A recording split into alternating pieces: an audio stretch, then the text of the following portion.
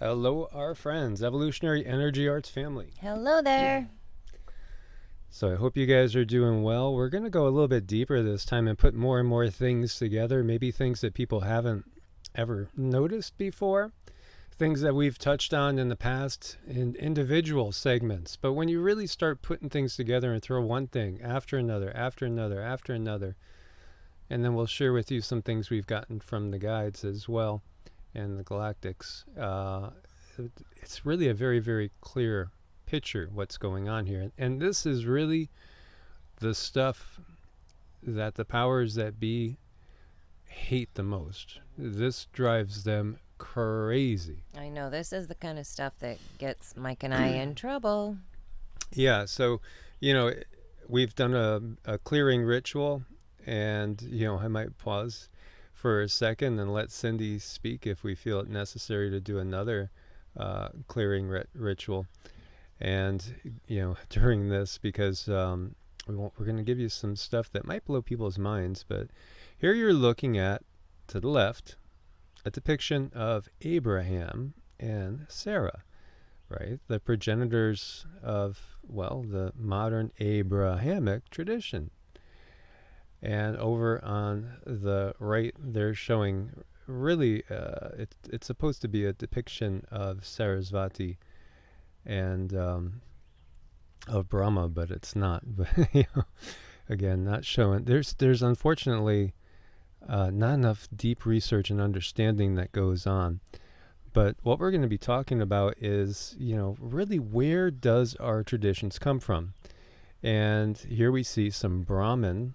Brahmin is the priestly caste over in India, this valley, we should say, area.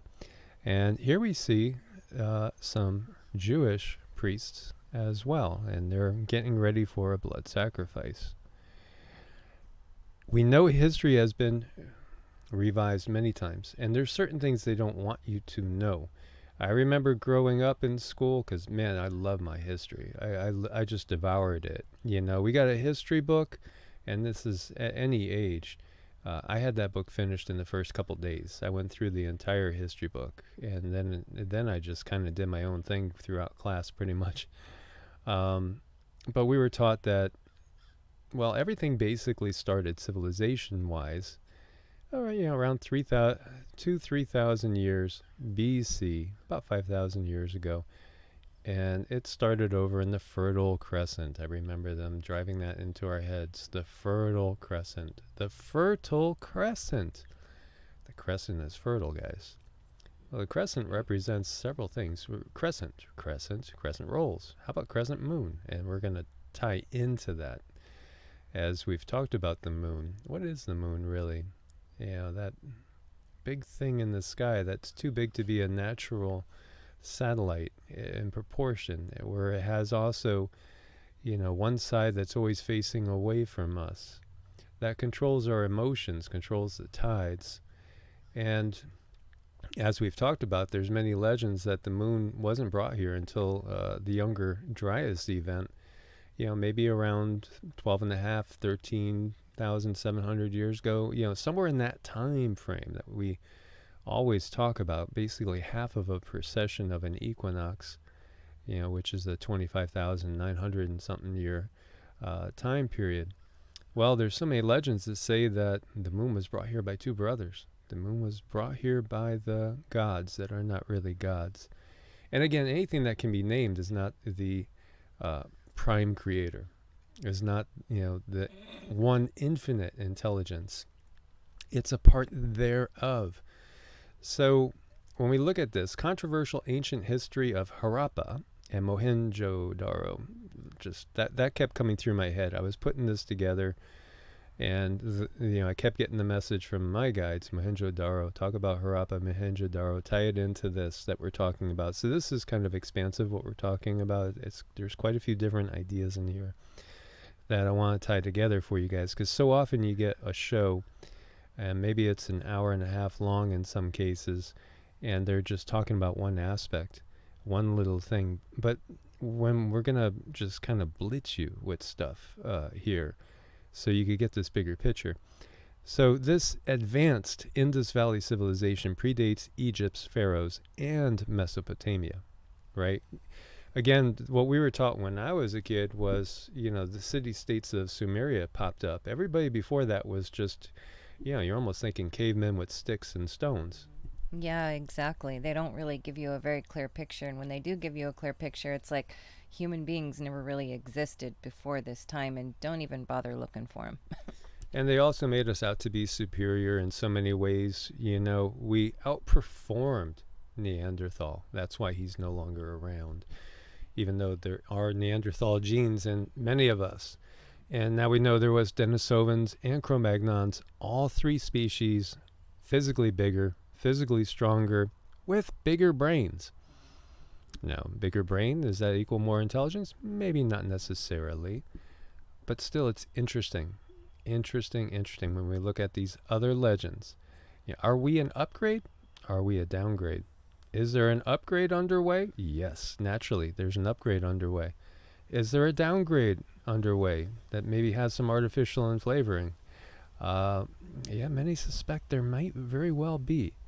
The Indus Valley civilization, also called the Harappan civilization, was one of the world's largest and oldest civilizations. The Indus Valley people built hundreds of sites that stretch hundreds of miles in every direction. Archaeologists and historians estimate the Indus Valley civilization might be much older than previously thought, and I would say yes. Based on recent discoveries, there is reason to think the Indus Valley civilization may be at least 8,000 years old. Maybe it's even older than that. But that would make it 2,500 years older than previously dated. It would also make it older than that over in the Fertile Crescent Moon, and also in Egypt as well. The interesting thing about the Harappan civilization is we don't find storehouses of weapons. We don't find a king ruling the people. We don't find a lot of the things that we find everywhere else in the world that has been dominated by the Sumerian culture, which, in my opinion, morphed into, the Roman Empire, morphed into eventually the quote-unquote Holy Roman Empire, which, then became many things, including the Catholic Church, including the British Empire, including what we have now that has been American dominance, but hasn't really, and which is heading eastward over to the fine dining ware country to be their new location of dominance on the planet. But really, it's a continuation of the same thing. So these people seem to be very, very peaceful. In fact, at one time, their cities weren't even walled. It wasn't even like they were afraid of anybody else. It was like they had nothing to fear. They got along peacefully with their neighbors. And they show signs of having a totally different civilization and culture than what comes out of, obviously, Sumeria, which ends up dominating the world. Different design, very complex. And we're only touching the surface of this stuff. They don't want this getting uncovered so quickly. Complex, peaceful, no hierarchy. That's key. Because we're told in the biblical traditions, which also comes from the Sumerian tradition in many cases, others as well, kingship, the whole idea of a king, comes down from on high. Where does it come down from? Well, if we look to the Sumerian legends, each city-state was ruled by a god, which is not the creator of the universe, not even the creator of perhaps even solar systems and galaxies and things like that, although there are entities that do just that. Now, these are just beings. These are just beings with superior technology, superior understanding of how the universe works. And as we have equated them in many ways, the ones that we see in Sumeria, these are basically cosmic pirates of sorts that go about raping, pillaging, utilizing planets, and then moving on to others when they're no longer useful. They also enslave the race that's on that planet and get them to do the work for them. So this is all part of what we have going on. Interesting, too, because when we look to the Indus Valley tradition, the Dark Age starts when the last of the benevolent ones leaves, because there were benevolent beings from the stars and from the higher dimensions on Earth, but as we fell down in density, the fall of man is one of density. It's one of vibrational frequency. The fall is a vibrational frequency event that transpired over quite a while, quite a bit of time. But it also left us basically without the benevolent ones around us, but with these galactic pirates of sort ruling the show. And so when we jump over to this, there are so many things, and Sassy was just saying her agreement. She says she thinks it's a travesty. She's really going to go bite some Sumerian butt. Yes, she... Ooh. Did you say that?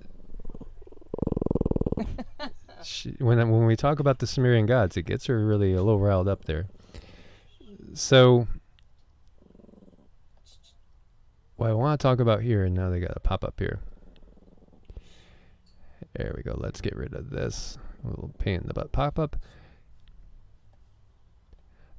I've talked about this before. Brahma and Abraham.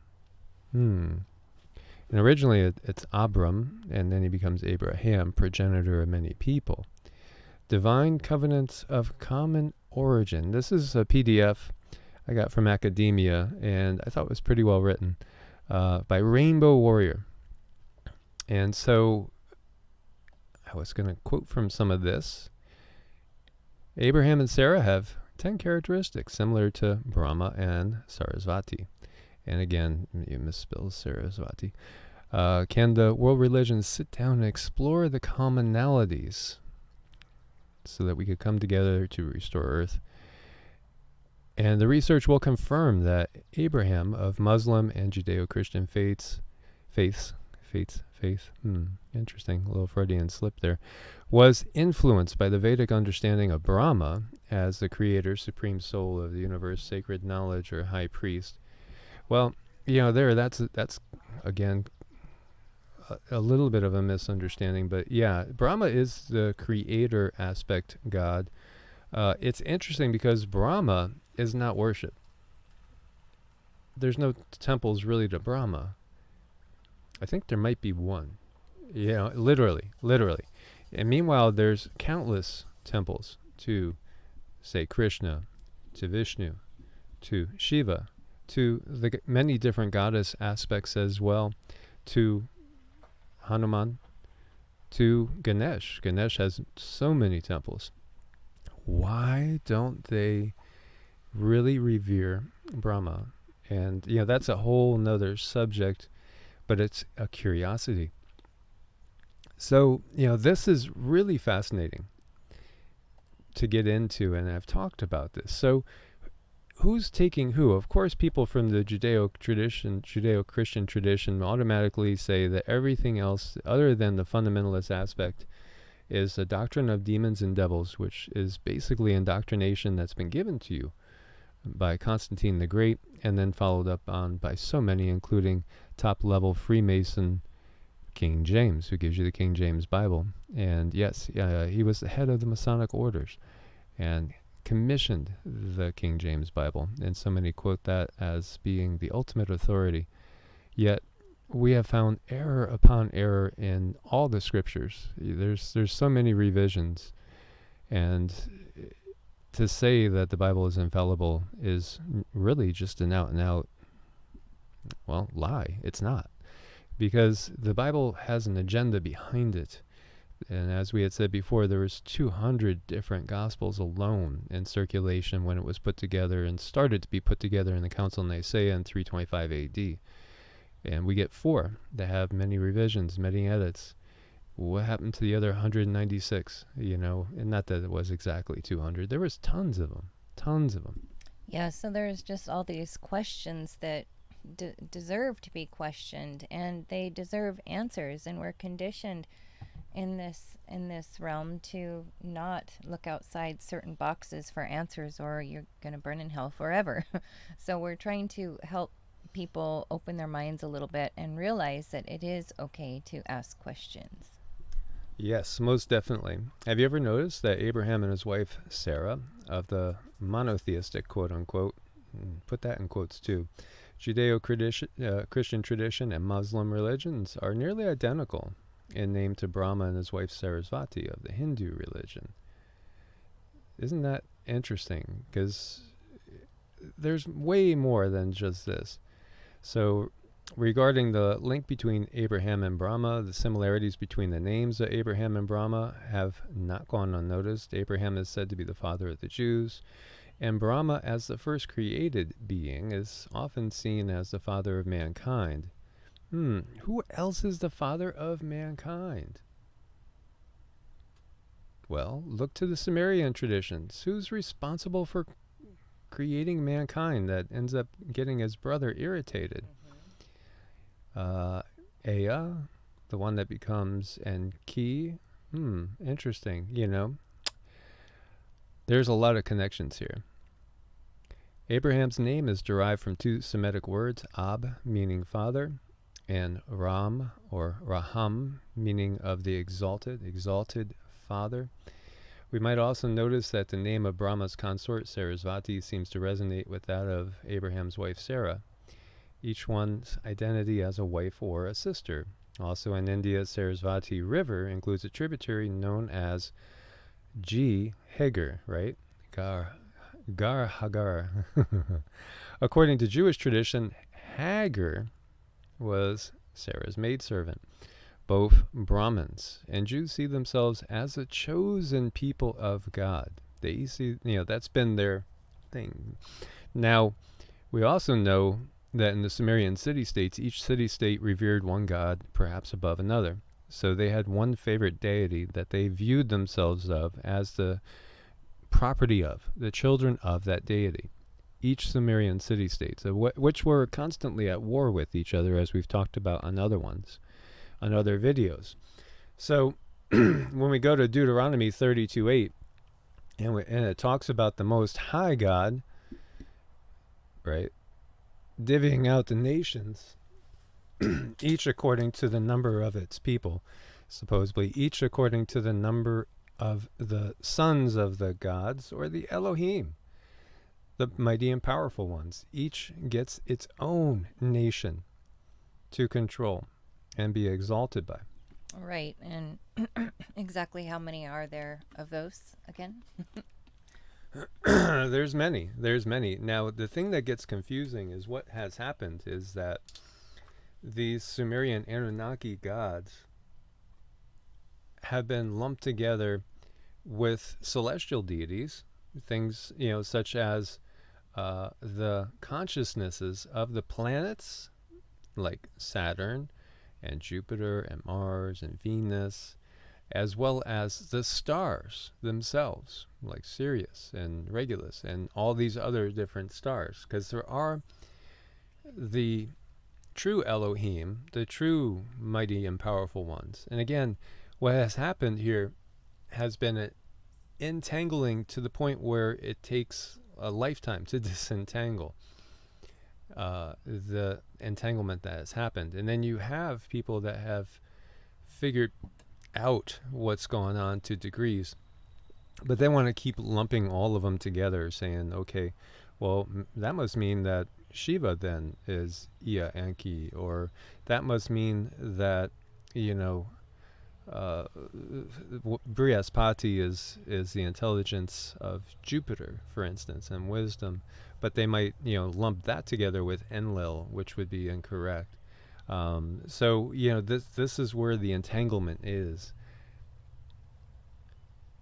Now, the Brahmins are the priestly caste. So again, according to Jewish tradition, Hagar was Sarah's maidservant. Both Brahmins and Jews see themselves as a chosen people of God. The Hebrews began their sojourn through history as a kingdom of priests. Likewise, Brahmins is also a community of priests. So many have seen this throughout history, and it even goes back into times just after Christ and even just before Christ. As we see here, Flavius Josephus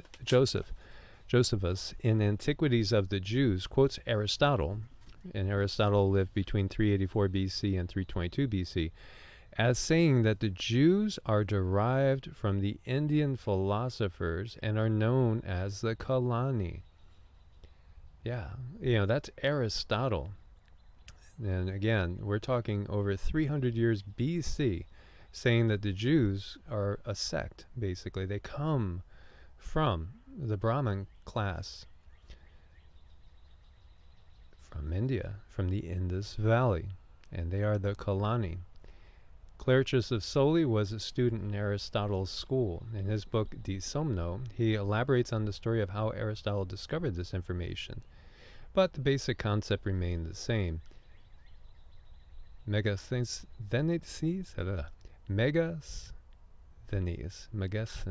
was a traveler who became an ambassador of Seleucus the first of Syria, and I've only had 1 cup of coffee, not quite 1 cup, just to let you guys know. It just this was something I started working on yesterday, late, and continued without actually going into the news or answering emails or anything. So this was Seleucus the first of Syria to the court of Chandragupta Maurya, the first unifier of India, before the latter's death in 288 BCE, according to Godfrey Higgins in the first volume of his massive Anacalypse. He wrote that the Jews were an Indian tribe or sect called the Kalani with a K, previously with a C. Except for the spelling, he agreed with Aristotle and Clericus.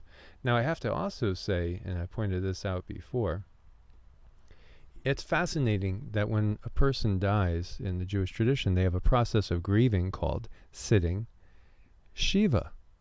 Literally, Shiva. The same as the Hindu god. And Shiva is a god in one aspect of death and destruction, but in some ways it's also death and destruction of the illusion of the separation of consciousness. But isn't that fascinating that they would choose that word to be part of the grieving process for when people leave and pass on? Sitting Shiva. How likely is that? I know Shiva is a pretty big word to use in a different religion without, naturally wanting to draw parallels. So the antiquity of Josephus may offer credence to the possibility that Abraham's homeland and ancestral line coincided with that of early India.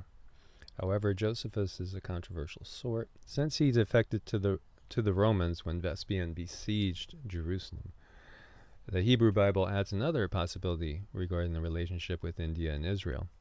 To the sons of the concubines, Abraham gave gifts while he was still alive, and he sent them away from his son Isaac eastward to the land of the east. Genesis 25:6. How about the 3 kings coming from the east as well? And knowing about all this, it's taken that they came from Persia. It's all fascinating when we put all this together. Solomon's wisdom surpassed the wisdom of the children of the East. All the reference to wisdom coming from the East is interesting as well. The Hebrew storytellers were not downplaying Eastern wisdom in their praise of Solomon. Again, Solomon, well, we've gotten interesting stuff on Solomon. You could break it down too. Soul, sun, moon, sun, moon, as we've talked about. Right. I mean, when I look at his energy, it's a very solid, powerful, kind of forceful, kind of matter-of-fact, no-nonsense type of energy. Yeah, he really likes to be in control. Yeah, very interesting. And as we know, there's a whole form of magic there. So Rabbi Abba, and Abba is father, the children of the East were wise, having inherited a legacy of wisdom from Abraham, or from Brahma, who bestowed it upon the sons of the concubines, as it is written. To the sons of his concubines, Abraham gave gifts while he was still alive and sent them away from his son Isaac eastward to the land of the East. Afterward, they were drawn by that wisdom in various different directions.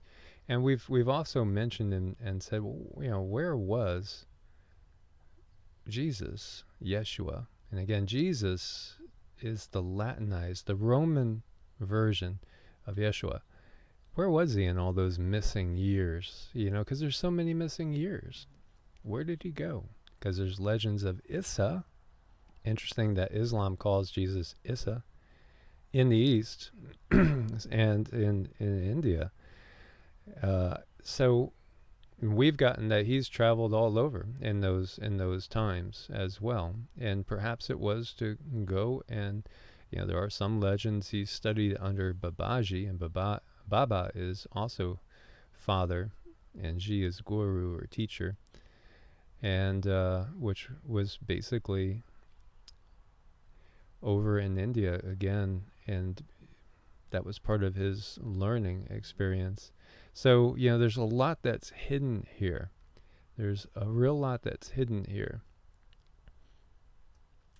As you can see, you know, Brahma as father of all, creator of universe. Now, a lot of titles get given to individuals. Like if you ever listen to some of the kings and their titles, it's just more and more pomp and circumstance and fluff and wanting to elevate them to higher and higher status. But we see Brahma, father of all and creator of the universe, 14 constellations on the right side of the Milky Way, bore all the gods out of his body. His son Daksha was born from his right thumb.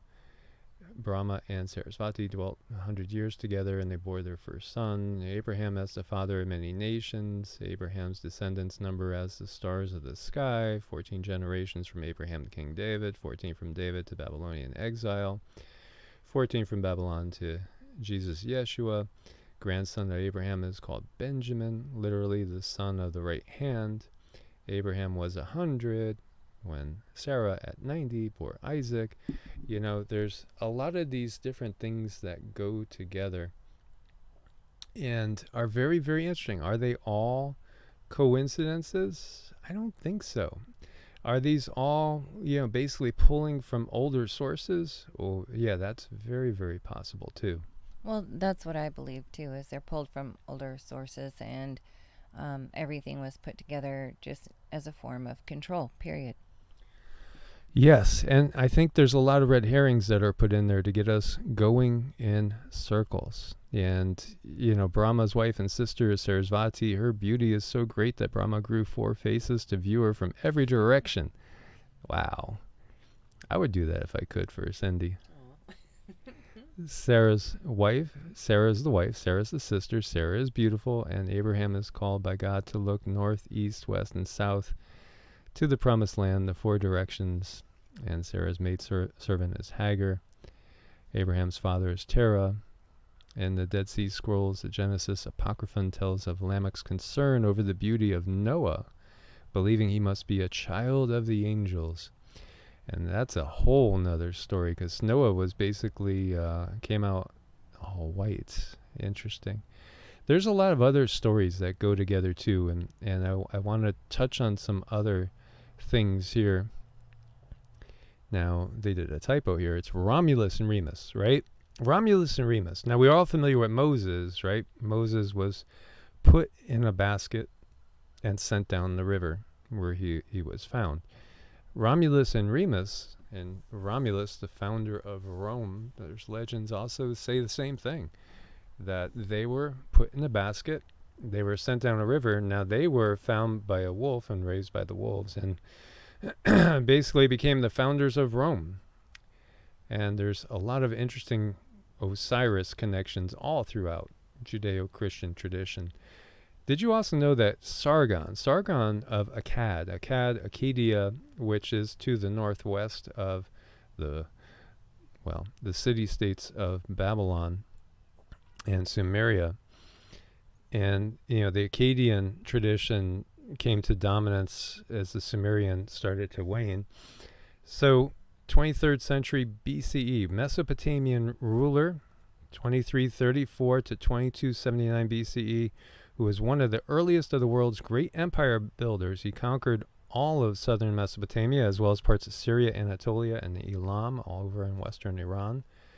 He established the region's first Semitic dynasty and was considered the founder of Mesopotamia's military tradition. He also was basically put in a basket and put down a river when he was a baby. So isn't that curious? As we look at some of the Catholic priests saluting Hitler and Catholic youth rally in Berlin, 1933, what's going on there? There's so much to tie together. When you get into Mithras and the Mithraic tradition, ultimately Mithras probably comes from Mitra. Mitra is the oldest, and that again comes out of the Indus Valley situation. There's similarities. So, as we've said before, we believe there was, we know, in our opinion, we know because we've interacted with the being that most would take to be Jesus, who we call Yeshua, who was a rabbi, a great teacher. You could view him as an ascended master because he didn't have to come here. He was on a higher plane of existence and decided to come here, and is still working to raise humanity's consciousness. Right. He is here for anyone who wants to reach out to him, and that's really important that people know that you need to reach out to him, because he's not going to pursue you. You need to open the door on your own. Exactly. So that's the same thing with all these beneficial, benevolent, wonderful beings that really want to help. They won't basically break your free will. They respect free will. So you have to ask, and then they will work with you. Now you could see that what's happened is the story has been twisted. The purpose has been twisted, and we've touched on that before. It's been turned into a blood sacrifice where it had nothing to do with a blood sacrifice. Absolutely nothing, and it's kind of morbid the way they've twisted it too. It is, and if you think about it, and this really does get people that are severely indoctrinated, it gets their, what would we say in a nice way? Fluff their feathers. It fluffs their feathers, it raises their hackles, it gets them irritated basically. Mm-hmm. But yeah, it's never been about a blood sacrifice. And again, again, go back to the Judeo-Christian tradition's origins, and we see that you basically have different sources writing different books, not putting in the vowels so they can be interpreted in different ways at a later date, and they are. And there are some that we have found that are not in agreement as far as different books from different eras. And if you go to the most complete version of the Masoretic texts that we have, you're looking at about 900 to 1000 AD, for the most complete version. And this is of the Old Testament. So again, modern Christianity really owes its origins to the Council of Nicaea, to Constantine the Great, who was a pagan, quote unquote, Roman Empire, who was just trying to keep his empire together and consolidated. And as I've said before, he actually did execute his wife and firstborn son to keep his empire together. And this is truly the founder of our Christian, quote unquote, tradition that we have today, because even, the Protestant faiths, they still only follow the texts that were laid down for the most part in the Bible. Yeah, there's pseudepigrapha. There's some pseudepigrapha, that, like Ezra and Second Ezra's and things like that, that are found in certain versions, not found in others. But, the Gnostic texts are not there. There's many other texts that are not there. And in fact, the Gnostics were eventually pretty much eradicated by what was to become the Christian church. Many of them were boiled alive, burned alive. It was not tolerated. It was heresy, and it was not heresy against God. It was heresy against the control system, the control matrix. Oh, for sure. It absolutely was. And, even coming into today's values and our social status today, it's bled everywhere. So, some things have been attributed to Yeshua, but have been twisted, and others have been kind of, put underneath the blanket. Let's not talk about that. That's just a mystery of God. When he had said, "Why do you marvel over all the things I do? You guys are going to do even greater." How is that possible when, if he is truly the only begotten Son of God? And again, as we've said so many times, if God is omniscient, omnipotent, omnipresent, it has to be. God has to be in every single one of us. It's an impossibility that it's anything different, because then it's not omniscient, omnipotent, and omnipresent. If it's not just one of us, it's not omnipresent everywhere. When Mithricism is compared with Christianity, there are surprisingly many points of similarity. Of all the mystery cults, Mithricism is the greatest competitor of Christianity. The cause for struggle between these two religions was that they had so many traditions, practices, and ideas that were similar, in some cases identical. Which came first? That's the question. Which came first? They were definitely concurrent, but it seems that the Mithraic tradition does have an edge when you're going back. And again, that pulls from Mitra, which is again a sun god. Sun god, son of God.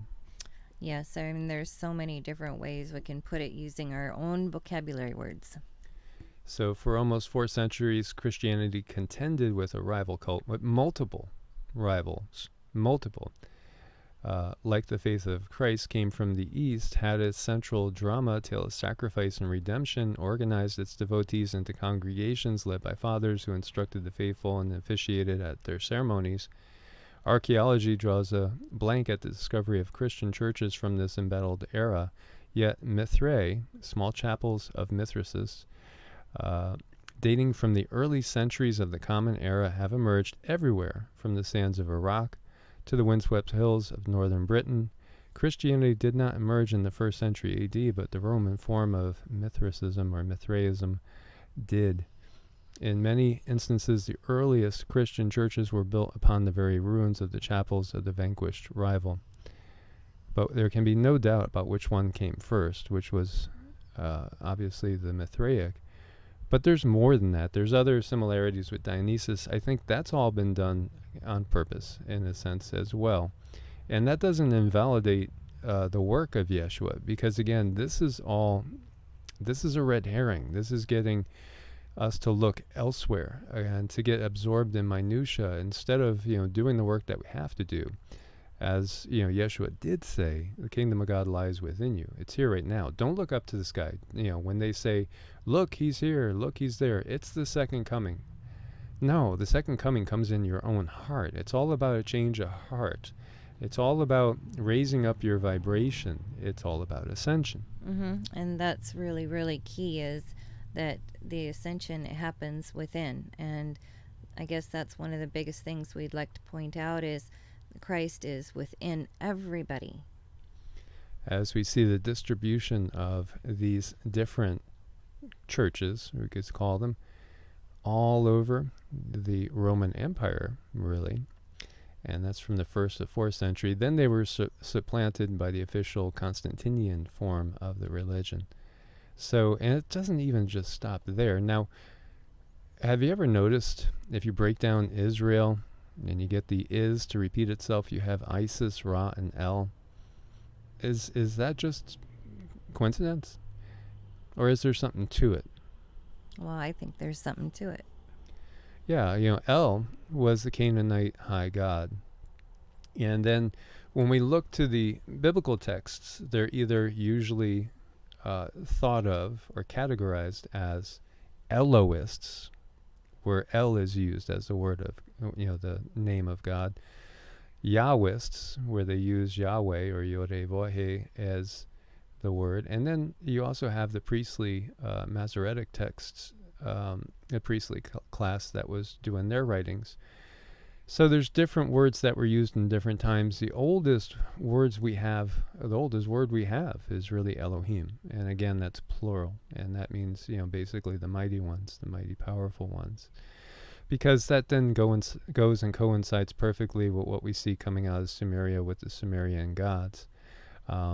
It's interesting here because, you do have Isis and Ra, And, Isis you could view as the feminine, divine feminine. Isis we have gotten is basically an ascended collective.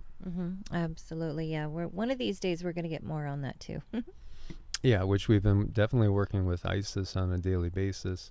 Ra is a sun god. And again, the sun is the bringer of light, gnosis, knowledge, information. Because, light is encoded information. And right now it's giving us information, giving our DNA information that comes from source in order to cause the positive mutations that will restore us to where we were before and bring us out of the fallen state that we have been in. As we could view ourselves, you could view humanity in many ways as quote unquote fallen angels. We are divine beings with the spark of source in us. And basically, for most of us, we have a state of amnesia, not recognizing the divinity and the power that lies within, not recognizing our true nature. It's through the ascension process that we go back up the ladder and regain our wings. Yeah, really, really important to recognize that we all have these abilities, every single one of us. We all can. And it comes from that balance between, the earthly energies, because you're in this vehicle. You have to keep your vehicle strong and healthy and clear. And it also comes from above, the cosmic energies, the energies that are brought to us by the sun, which then will allow us to spread our wings. As we've shown so many times, even when you look at the Sumerian sun solar disk, it is, again, in one way, it's representing the Merkaba. There are so many truths on so many different levels.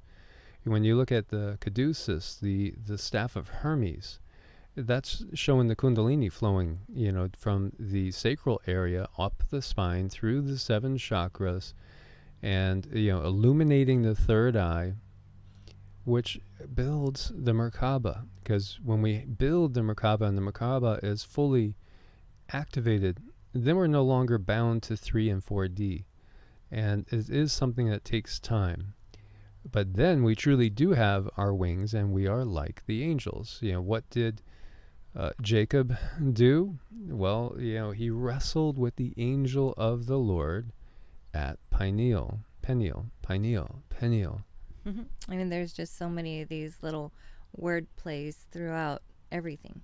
And then he was renamed Israel. Interesting. Renamed under the name of 3 gods put to 1. 3 energies. Again, the masculine and the feminine bringing about the divine child, the ascended child.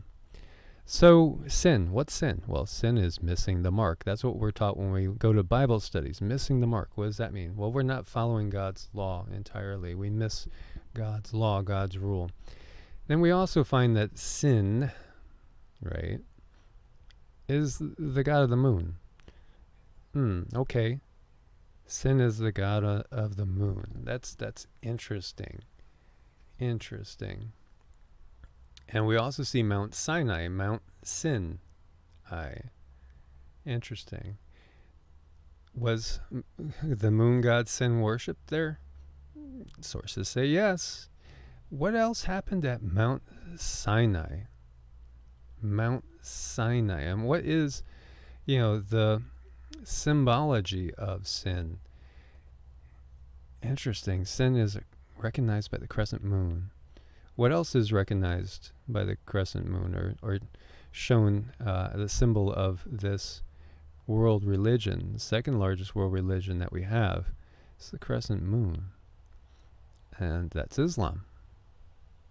Islam, many people have made the connection. Sin, Allah. And we asked the guides, is sin Allah?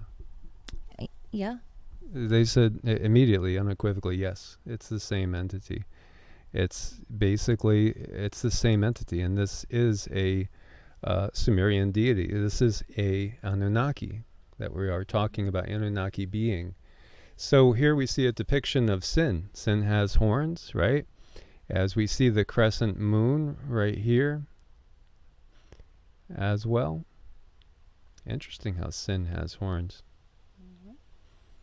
Sin looks a little scaly, doesn't Sin? Now that's his clothes, but how about his legs? Are those leggings? Are those scaly leggings? Or are his legs actually scaly? It's really interesting. Now, please note the depiction of Sin. Humanoid. Got a little bit of a beard there. Curious looking. Horns. When Moses got the Ten Commandments, he was depicted as having horns. Some say those are just rays of light. Well, there's no chakras there. The chakras will give off rays of light. Yeah, the chakra is right in the back of the head, right where the soft spot is in the baby's head, where the plates come together. That's where the crown chakra is. This is something different. And the police are coming for Sin now. So when we asked about Moses, and again, this is going to rankle some, what you got about Moses was? Well, he's not a real nice deity. He's very forceful. He has an agenda, and he was one of the ones who headed up a lot of, like they talk about him in the Bible story, how he brought these people across the desert, but he is in it for the agenda. And again, the depiction too. So who else has these horns? Well, this is the Sumerian god Enki. As we see the fish leaping in the stream, you see these horns over here. Very curious depiction. Very similar to what we see from about Sin, as we see the horns. Moses horns, Sin horns, Enki horns. Okay, wait a minute. Yeah, Enki, a progenitor of humanity and Abraham. Very curious. And then we see Dagon, or Oans, wearing the fish head hat that the Pope wears, basically. And looking kind of scaly, holding his mani purse. And yeah, we could look at the fish's mouth as kind of being a depiction of the same sort of thing, same sort of horns. Very curious. Here, we're looking at Moses holding the Ten Commandments, and these are representative of the horns.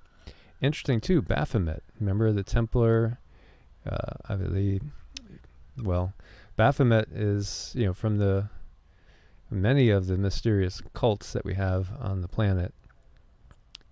Who is Baphomet as well? Well, Baphomet has those horns again. And so, we've gotten from the guys that, yeah, this is all connected. These are all the same things coming from the Anunnaki. Most definitely, and it's an Anunnaki agenda, and they're all kind of playing their part. Yeah, and it doesn't mean that there's not truth hidden in the Abrahamic traditions. It means that they've been heisted. And that's exactly what has gone on. As we had talked about the goddess Astarte, or Asherah, I should say. See, everything gets twisted. Asherah, we have depictions showing her as the consort of Yahweh. And Asherah becomes the demon Ashtaroth. So very, very interesting. The clues are right there. And, this question's come up before. Did Moses copy the law, or the Ten Commandments from the Code of Hammurabi? When we look at the Leviticus and we look at the Code of Hammurabi, there's distinct similarities. Leviticus is all about laws.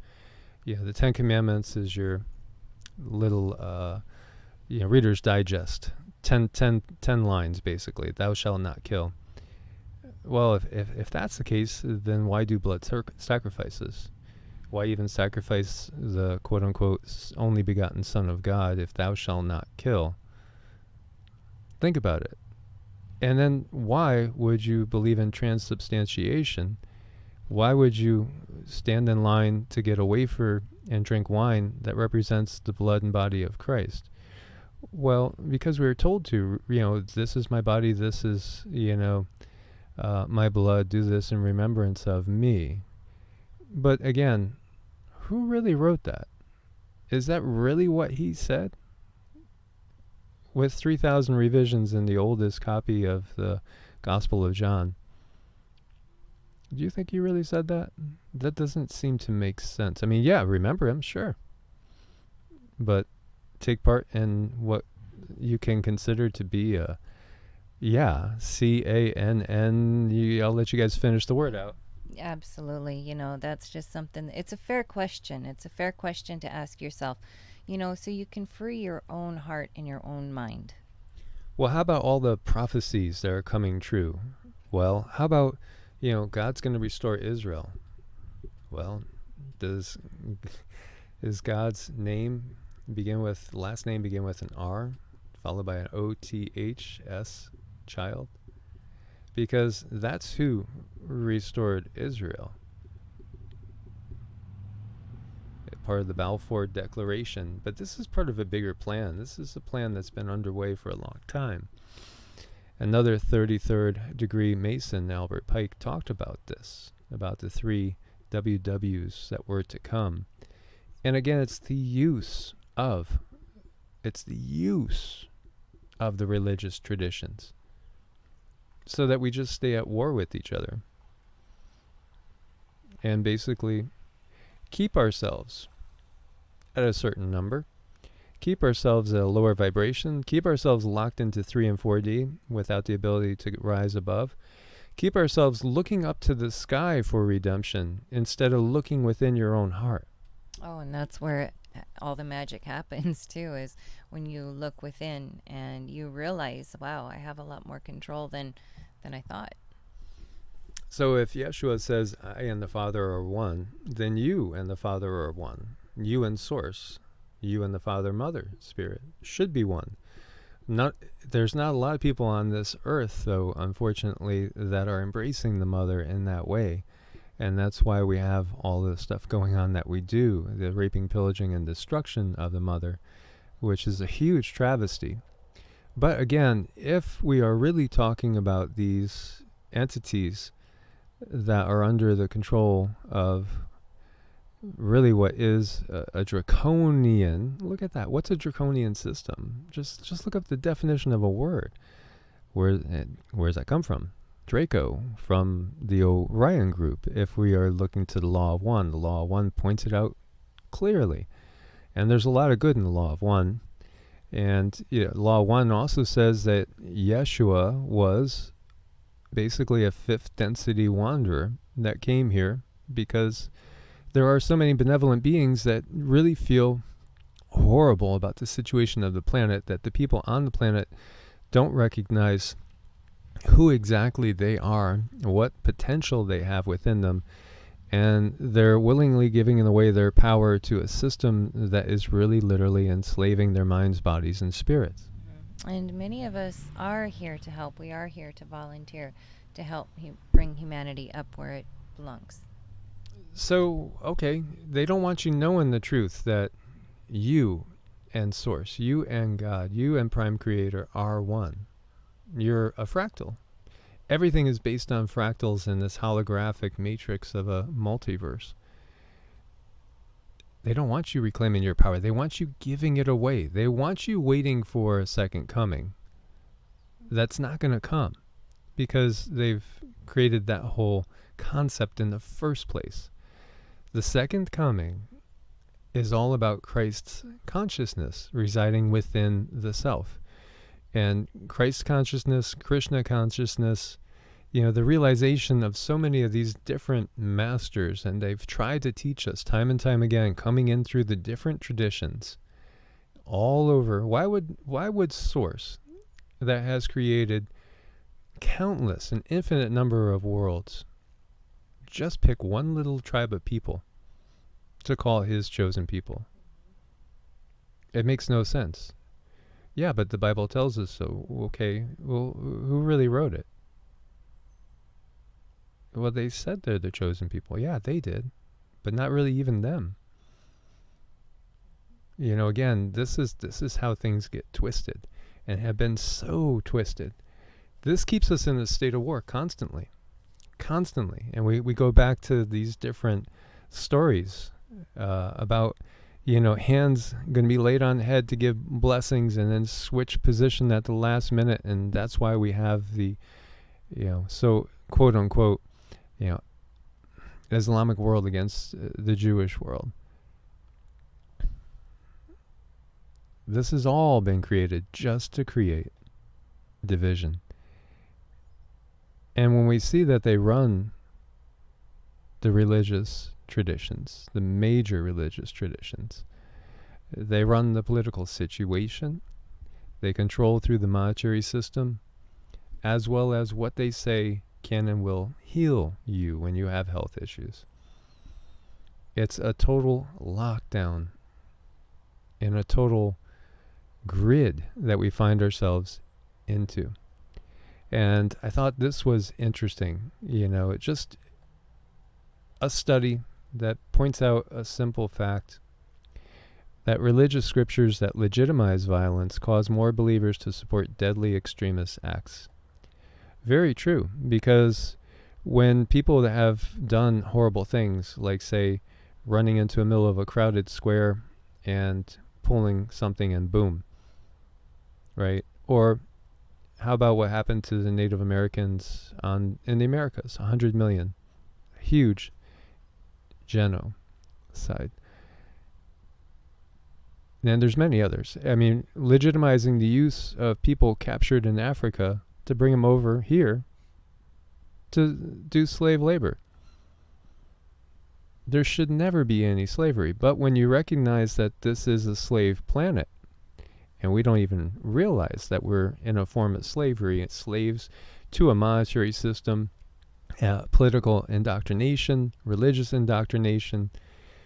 All we need to know is that ultimately, if you're expressing love and compassion and have reverence for the very planet you're walking on, you're pretty good.